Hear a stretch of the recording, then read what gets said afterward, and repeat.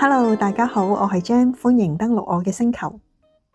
立春已過，馬年正式開始，農曆年初一亦將至。今日同大家講下大掃除。如果喺立春之前你已經好乖咁完成咗，咁當然係非常之好啦。未開始嘅就趁年28洗邋遢，送舊迎新。年28之前整理好唔屬於自己嘅舊能量。咁大掃除要做到幾極致呢？每件物件都係宇宙能量流動嘅一部分，會吸收你嘅情緒同意念，慢慢形成能量印記。例如有啲人會攞公仔嚟發洩，大力捏佢哋，你嘅憤怒能量就會注入咗喺裏面。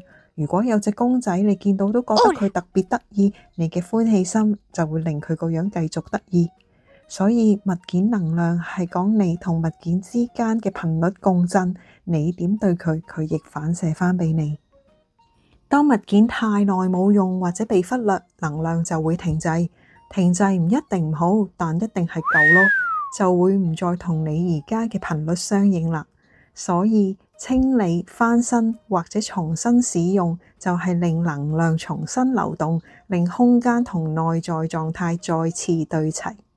佛法有講惜物惜福，所謂愛惜常住物，如護眼中珠。呢啲唔單止係積聚福德資糧同個人嘅修行，亦都係提醒緊我哋懂得珍惜，先有福報守護。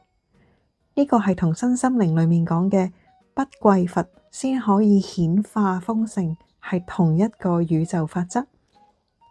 但有啲人會過度斷捨離，即係將屋企執到極致乾淨，連應有嘅家私、日用品都極簡，甚至係冇，成間屋得返白色四面牆。頭先講過，物件同人係互動嘅，當完全冇嘢流動，長期反而會令精神上產生壓力，造成反效果，令生活失去溫度、舒適感、安全感同歸屬感，加上功能性不足，引起生活不便，反而會增添煩惱。所以佛法係講中道，物件無善惡，一切唯心造。過度斷捨離反而係另一種執着，到最後唔係物件綁住你，而係你綁住咗自己響一個斷捨離嘅執念嗰度。另外，自己唔要或者唔想要嘅物件，唔好隨便亂咁俾人喎，因為咁樣係將自己唔想要嘅能量轉移去對方嗰度。物件有記憶，人亦都有權選擇，所以要顧及對方嘅感受同需要，呢個係對人同物件嘅尊重。而當我哋決定放下某件物件，都要心存感恩，佢曾經陪伴過同幫助過我哋，帶住感恩去放下，能量先會流得乾淨㗎。凡事取其中道，買之前諗清楚，唔好亂咁買，但亦唔需要為咗迎合某種外在標準而過度丟棄。過度浪費反而會令自己嘅能量同福報更加虛耗。